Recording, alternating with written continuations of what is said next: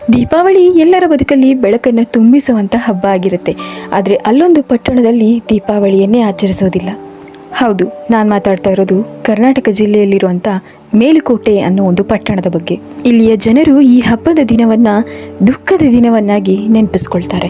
ಸುಮಾರು 250 ವರ್ಷಗಳ ಹಿಂದೆ ಮೇಲುಕೋಟೆಯ ಜನರು ದೀಪಾವಳಿಯನ್ನು ಆಚರಣೆ ಮಾಡೋದಕ್ಕೆ ಅಂತ ಒಂದು ದೇವಾಲಯದಲ್ಲಿ ಕೂಡಿಕೊಂಡಿರ್ತಾರೆ. ಅವರು ತಮ್ಮ ರಾಜನಾದ ಟಿಪ್ಪು ಸುಲ್ತಾನ್ ಒಂದು ಶಾಂತಿಯ ಸಭೆಗಾಗಿ ತಮ್ಮೆಲ್ಲರನ್ನ ಅಲ್ಲಿಗೆ ಆಹ್ವಾನಿಸಿರ್ತಾನೆ ಅಂತ ಅಂದ್ಕೊಂಡಿರ್ತಾರೆ.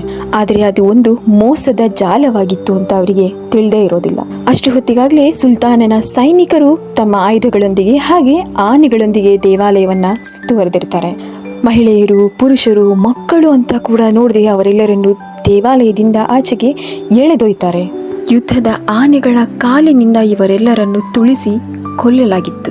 ಕೇವಲ ಒಂದು ರಾತ್ರಿಯಲ್ಲಿ 100 ಜನರು ತಮ್ಮ ಪ್ರಾಣವನ್ನು ಕಳೆದುಕೊಳ್ಳಬೇಕಾದ ಪರಿಸ್ಥಿತಿ ಎದುರಾಗಿತ್ತು ಅವತ್ತು.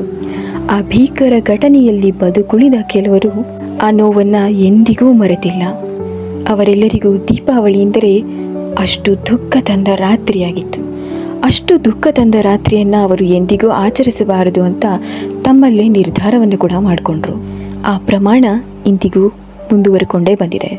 ಹೀಗಾಗಿಯೇ ಭಾರತದೆಲ್ಲೆಡೆ ದೀಪಾವಳಿಯ ಬೆಳಕು ಹೊಳೆಯುವಾಗ ಈ ಪಟ್ಟಣದಲ್ಲಿ ಮಾತ್ರ ನಿಶ್ಶಬ್ದತೆಯ ನೀರವ ಮೌನ ಆವರಿಸಿರುತ್ತೆ.